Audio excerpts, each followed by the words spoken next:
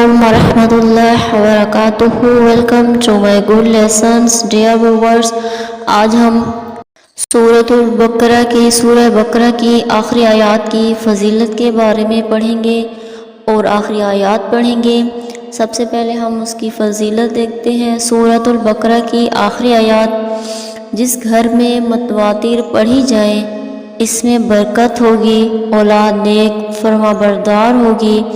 नबी पाक सल्लल्लाहु अलैहि वसल्लम फरमाते हैं, जो इसको हर वक्त विर्द में रखे शैतान इसके काम में दखल नहीं दे सकता।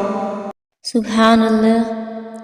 सूरह बकरा की आखिरी आयत ये है, बिस्मिल्लाहिर्रहमानिर्रहीम।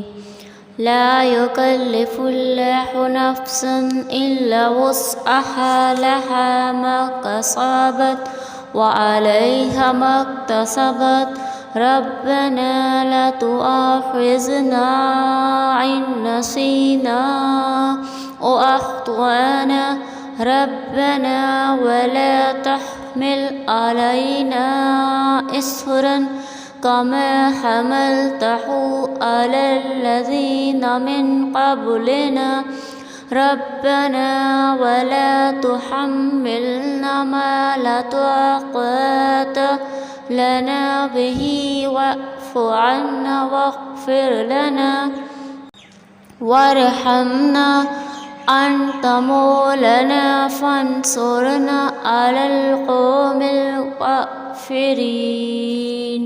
सूरह बकरा की आखिरी आयत थी। इस आयत की बहुत ज़्यादा फजीलत है। इससे रोज़ाना पढ़ने से औलाद नेक और फरमाबरदार होती है, घर में बरकत होती है।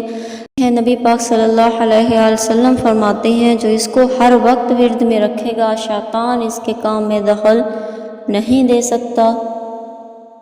जज़ाकल्लाहु खैर।